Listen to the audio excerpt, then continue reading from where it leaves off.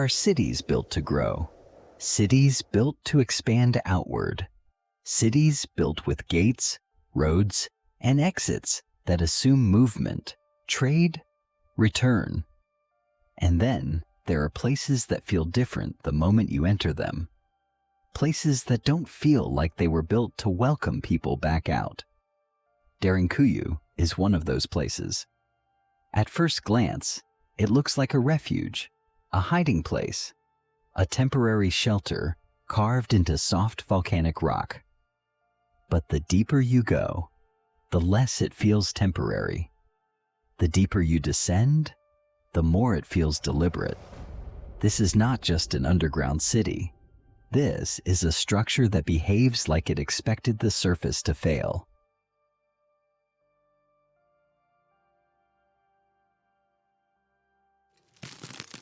Most ancient shelters are simple caves, tunnels, rooms cut into stone.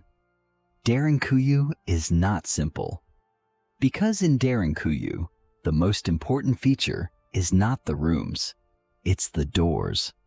Massive circular stone slabs, some weighing half a ton, placed not at entrances, but inside corridors.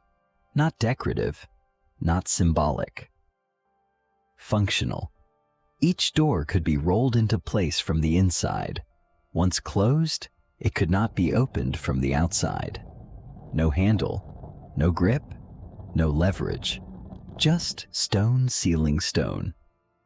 This detail alone changes everything, because you don't design one-way doors unless you accept something uncomfortable. You accept that some people will be left outside, and once closed, the city does not reopen easily.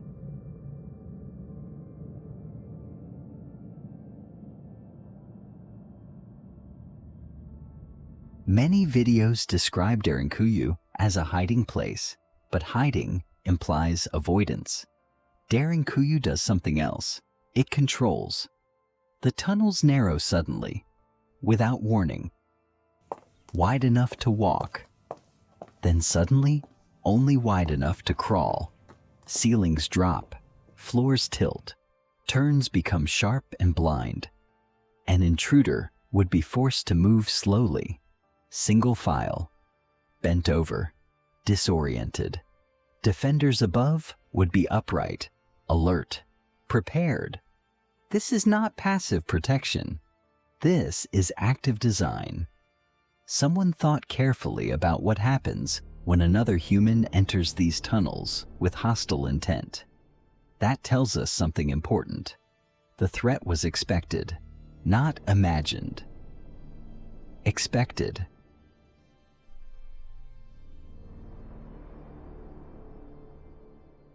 This is the question most people skip. If danger came, why not leave? Why not migrate? Why not abandon the region entirely?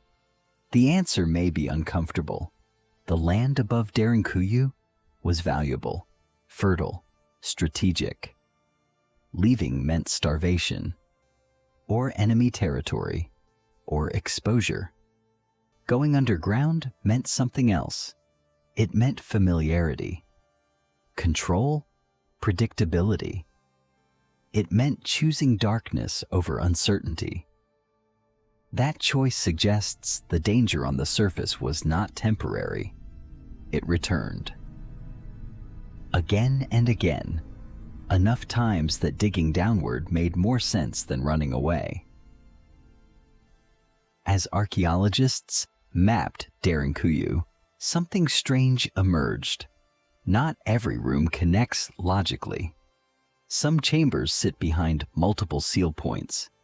Some appear to have no clear secondary exit. They are not dead ends in the careless sense. They are positioned near food storage, near water access, behind layers of protection. These rooms feel like endpoints. Places meant to hold people when movement was no longer possible. This doesn't mean sacrifice, but it does mean acceptance. Acceptance that the city might be sealed long enough that escape would no longer matter. that survival would be about endurance, not return. Air is the hardest thing to fake. Food can be stored, water can be rationed. Air cannot. Derinkuyu's ventilation system is its most overlooked feature, and its most revealing. Thousands of vertical shafts, some narrow, some wide, some descending hundreds of feet. Fresh air reaches even the lowest levels, even when sections are sealed, even without mechanical assistance. This is not luck. This is design. You do not engineer air circulation for days. You engineer it for years. Air proves intention, and the intention here was long-term underground life. Another quiet detail: tool marks differ. Stone quality changes. Tunnel geometry shifts. This suggests Derinkuyu was not built in a single moment. It grew, expanded, adapted. Different generations may have added to it, which means something unsettling. Later builders may not have fully understood the original design. They inherited a structure already shaped by fear, already shaped by survival logic. They didn't ask why it was built. They only knew it worked.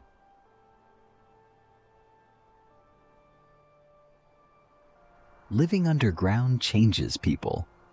Light becomes rare. Sound becomes amplified. Time becomes abstract. Derinkuyu was not just a physical adaptation. It was a psychological one. Children would grow up knowing the surface only during safe periods. Silence would be normal. Crowding would be unavoidable. Privacy would disappear. This kind of living suggests preparation for extended abnormality, not a short siege, a prolonged break from the world above. Even now, not all of Derinkuyu is accessible. Some areas are sealed for safety. Collapse risk, air quality, structural instability. But not all sealed areas show damage. Some are simply unexplored. There is no complete public map, no final survey, which means even now the city retains secrets, not myths, structural secrets, spaces whose purpose we haven't agreed upon. Derinkuyu does not feel like hope. It feels like preparation. Preparation for losing the surface. Preparation for waiting. Preparation for endurance rather than victory. This doesn't mean apocalypse. It means uncertainty stretched over generations. Enough uncertainty to justify building a second world beneath the first. Most cities are built to face the sky. Derinkuyu was built to turn away from it. That choice tells us more than any artifact ever could. Some cities are built to grow. Some are built to defend. And some are built to survive the moment when the world above becomes unlivable. Derinkuyu may not be a warning. It may be a memory of a time when humans looked at the surface and chose to disappear beneath it.